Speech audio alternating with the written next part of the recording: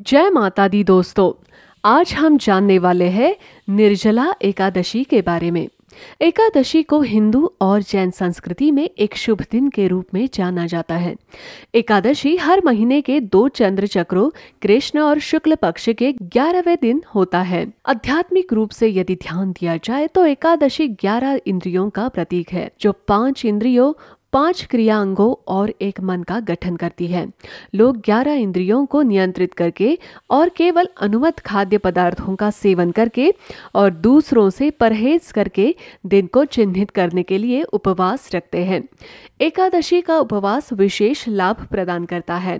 क्या आप जानते हैं कि एक वर्ष में 24 प्रकार की एकादशी होती है? ये सभी एकादशी भगवान विष्णु के विभिन्न अवतारों से जुड़ा हुआ होता है। इस दिन आप उपवास रख सकते हैं, कारण इस दिन को उपवास रखने से हमारे शरीर के मानसिक ऊर्जा को सही दिशा मिलती है और हम सब बुरे कर्मों को करने से बचते हैं। निर्जला एकादशी का महत्व क्या है? निर्जला एकादशी को पांडव भीम एकादशी के रूप में भी जाना जाता है।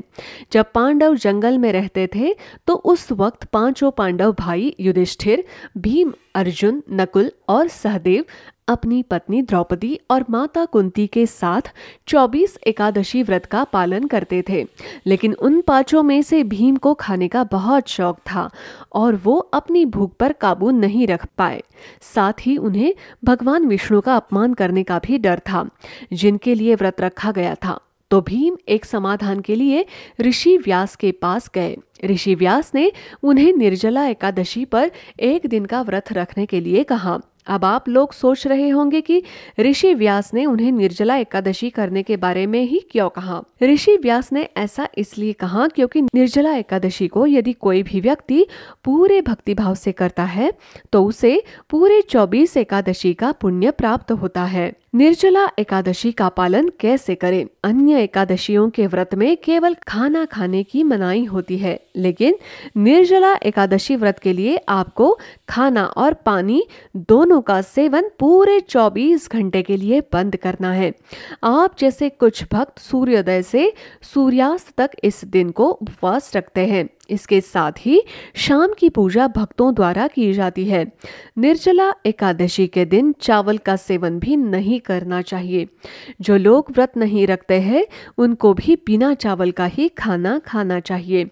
निर्जला एकादशी के दिन यदि आप व्रत रखना चाहते हैं, आपको उस दिन सुबह उठना पड़ेगा।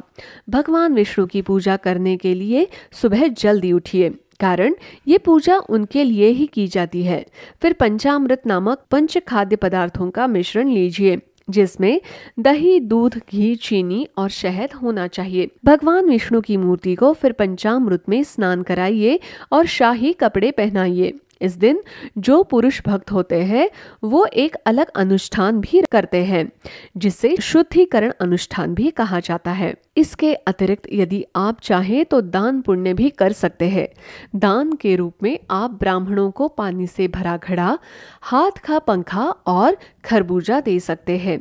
एकादशी के अगली सुबह फिर आप स्नान कीजिए और स्नान करने के बाद भोजन और कपड़ा किसी गरीब को दान कीजिए और अपने उपवास को पानी पीकर तोड़ दीजिए। शुभ मुहूर्त 2022 में निर्जला एकादशी की तिथि 10 जून को सुबह 7:25 पर तिथि का शुभारंभ हो रहा है और ये तिथि अगले दिन अर्थात 11 जून को सुबह 5:45 पर एकादशी तिथि खत्म हो जाएगी। निर्जला एकादशी से संबंधित कुछ जरूरी बातें। यदि आप घर परिवार में रहने वाले लोग हैं तो आपको 24 घंटे इस तिथि को मनाने की जरूरत नहीं है। आप केवल 10 जून को ही इस तिथि का पालन कर सकते हैं। 10 एवं 11 जून को केवल वो लोग ही तिथि का पालन करेंगे जो लोग सन्यासी है या धर्म क्षेत्र से जुड़े हुए हैं, एवं जिन लोगों को इस एकादशी को करने का पहले से ही एक अनुभव है। यहाँ तक कि यदि आप किसी गंभीर बीमारी से जूझ रहे हैं, जैसे कि शुगर, हाई बीपी, तो फिर ऐसी स्थिति में भी आपको अपने डॉक्टर से सलाह परामर्श लेना होगा, कारण इस एकादशी तिथि का पालन 24 घंटे तक या 10-12 घंटे तक निर्जला व्रत का उपवास करने से आपका स्वास्थ्य बिगड़ सकता है। निष्कर्ष, निर्जला एकादशी का व्रत जन्म, मृत्यु और पुनर्जन्म के चक्र से मोक्ष प्राप्त करने के लिए किया जाता है। ब्राह्मणों को वस्त्र, छाता, दूध, फल, तुलसी के पत्ते इत्यादि साहित्य अन्य चीजों का दान करना इस दिन को शुभ माना जाता है। तो दोस्तों, आपको हमारा ये आज का वीडियो कैसा लगा हमें कमेंट सेक्शन में कमेंट करके ज़रूर बताइएगा और हमारे ऐसे ही वीडियोस को लाइक, शेयर और सब्सक्राइब करना ना भूलिए। धन्यवाद।